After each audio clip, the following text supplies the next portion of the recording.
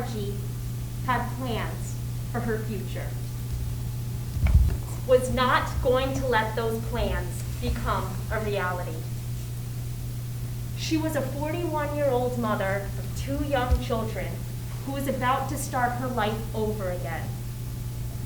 A life with so much to look forward to. Her children, her family and friends, and a likely promotion doing a job that she loved.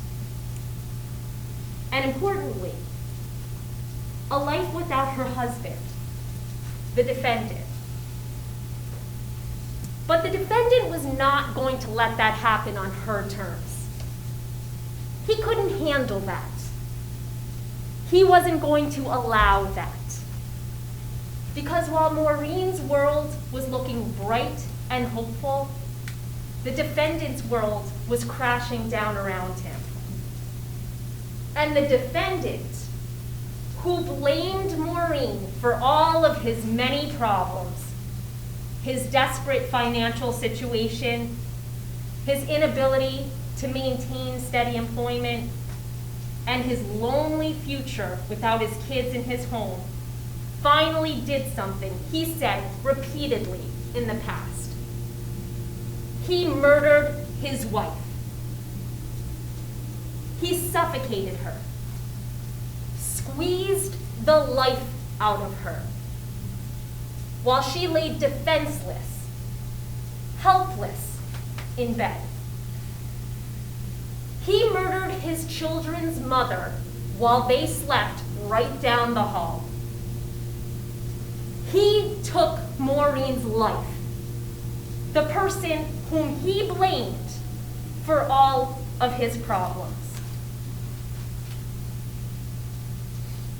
During this trial, the defendant's family, friends, and gambling associates will tell you about the miserable place the defendant put himself. Although the defendant proudly presented himself as a physician's assistant, he was unwilling and unable to maintain steady employment. His bank account was in the negative. His truck, he was behind on payments and was facing a potential repossession. And he talked about filing for bankruptcy. But instead of working and contributing to his family, the defendant took money away from them to do what he loved to do, gamble. The defendant was a frequent gambler, losing his family's money at the poker table day after day, week after week, borrowing money from gambling associates to keep his game going even after he already lost his family's money. At the casino, the defendant, otherwise known as Doc, spent his time playing cards and blaming Maureen for his issues, about how she didn't make enough money, about how she was ugly, about how she was holding him back, about all the problems he was having with her. Complaints he also voiced time and again to his friends and family. And one of his gambling associates, Jamie Timbus, will tell you about the defendant's verbalized hatred of Maureen and his wish that she was dead. He will tell you that the defendant not only talked about wanting Maureen dead, but he tried to put that plan into action in February 2019, less than 2 months before her murder.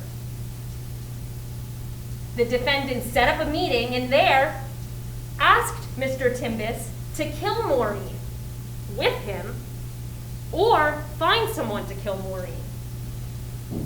He talked about reaping the benefits of ridding himself of his wife by getting her life insurance policy. And the defendant said he wanted it to look like a suicide. Mr. Timbus said no. He rejected the defendant's offer. After Mr. Timbus learned of Maureen's death, he went to the police.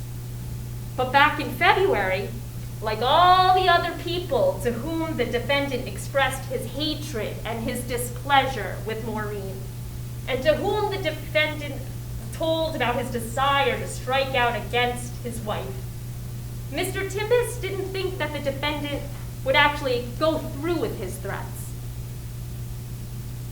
However, following the defendant's attempted solicitation of Mr. Timbis to kill his wife, in the weeks before her murder, the defendant's anger and resentment toward Maureen intensified. You will hear from the defendant's family and friends about the hateful things he said about Maureen. How he thought she was holding him back. How she didn't make enough money. How he wouldn't pay child support if she left. How he blamed her for all of his problems. And at the end of March 2019, Maureen decided to leave the defendant behind and begin a new life without him. She told the defendant that she wanted a divorce. She outlined her plans to move out and sell their Londonderry home through emails to friends and family, enlisting their help to make the change as smooth as possible for her children.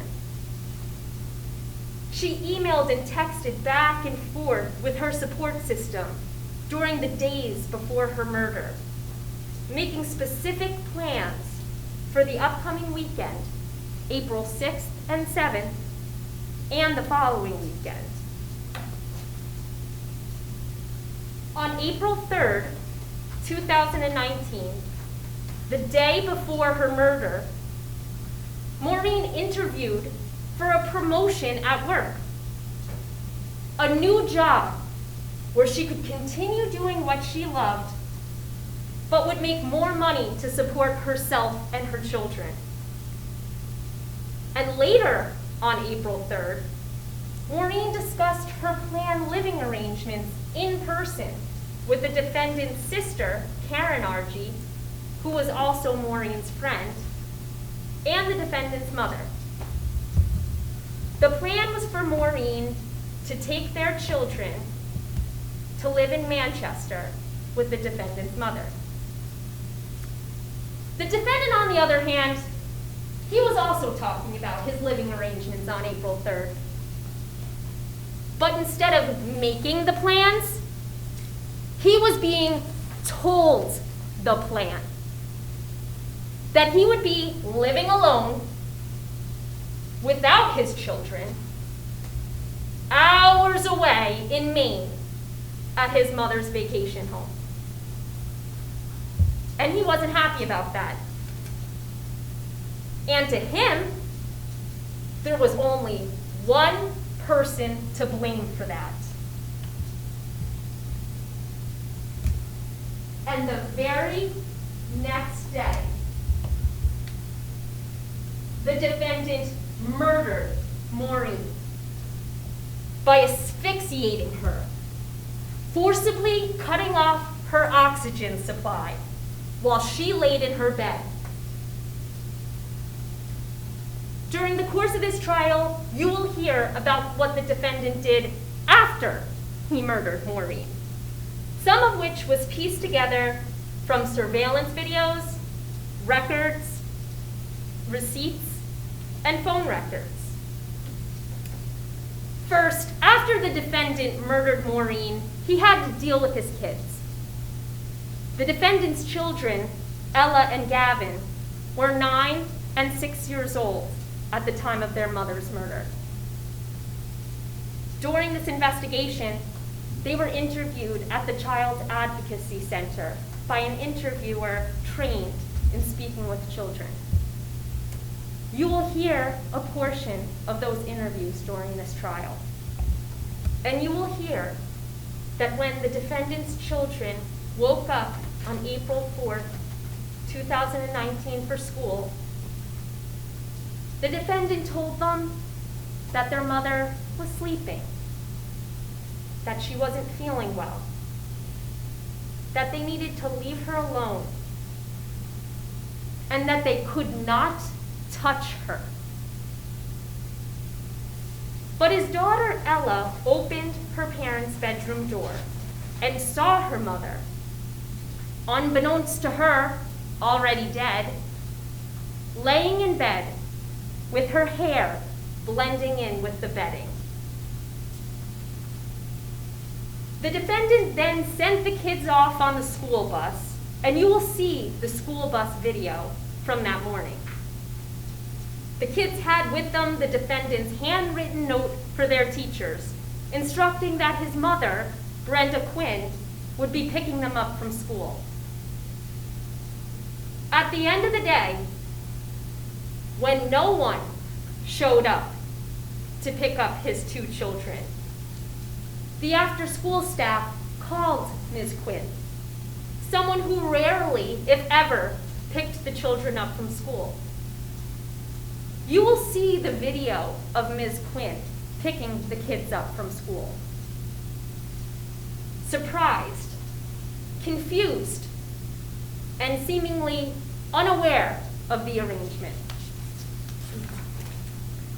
After sending the kids to school while their mother lay dead just down the hall, the defendant tried to escape the consequences of what he did by attempting suicide.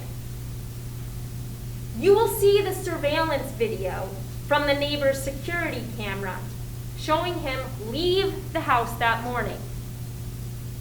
You will then see surveillance video and a receipt from Home Depot where the defendant went and bought razors.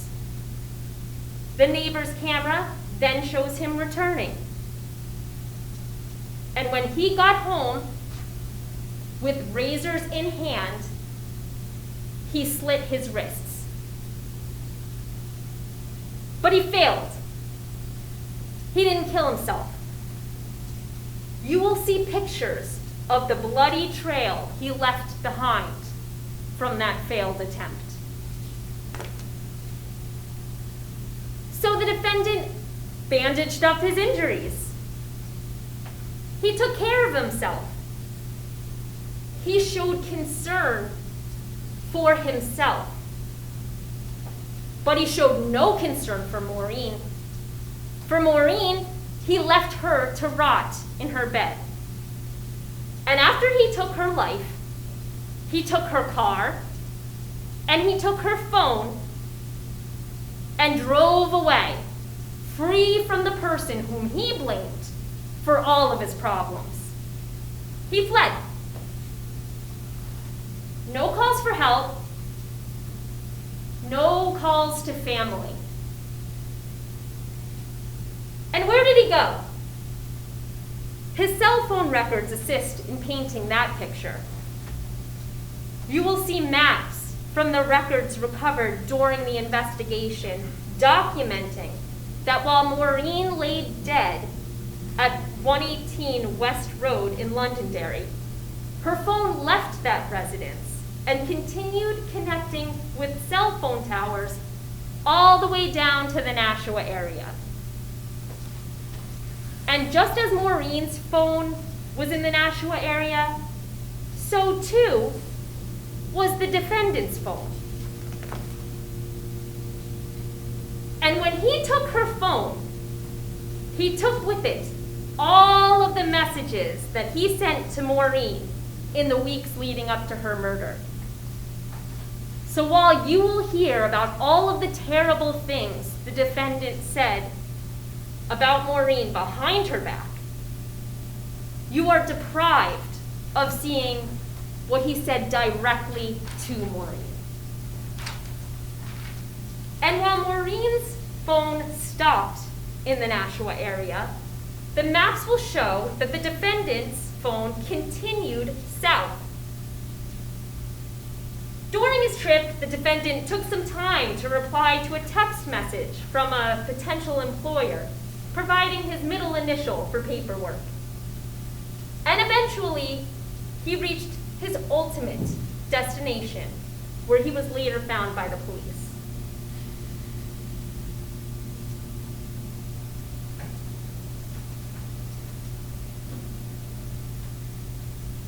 In a moment, I'm going to play about a 30-second video for you.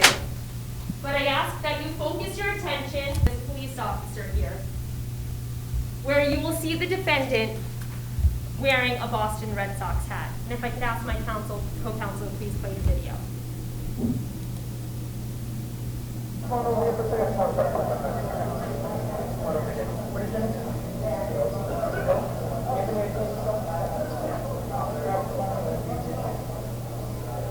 Somebody called up and said that you look like somebody else. William Argie? Yeah. Okay. Do you have any? So where was the defendant found? At Foxwoods Casino in Connecticut. While the defendant was gambling, his family tried to contact him. He didn't answer the phone. They called Maureen. She didn't answer the phone. Growing concerned, the defendant's sister, Kelly Hobbs, who was also one of Maureen's closest friends, called 911, asking the police to go to the defendant's home and conduct what is called a welfare check to see if the defendant and Maureen were okay. The police entered the defendant's home in Londonderry, and they didn't find the defendant there, because the defendant was at Foxwoods Casino in Connecticut.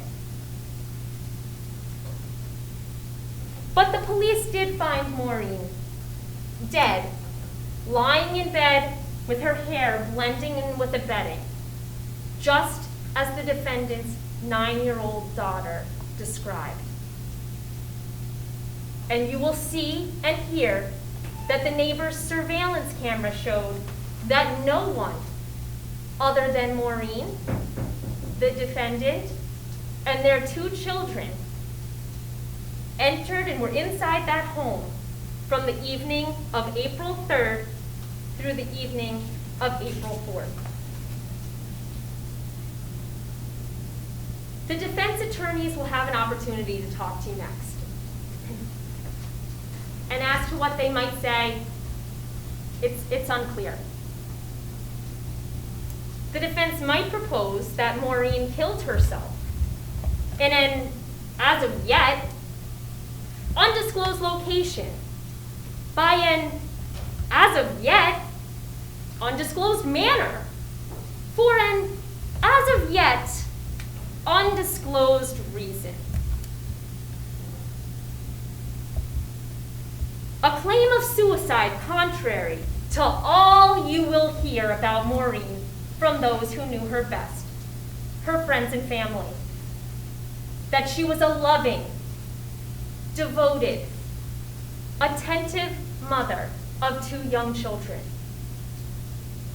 That she was eager for a promotion that she was likely to receive, interviewing on April 3rd for the Director of Public Housing in Methuen, Massachusetts.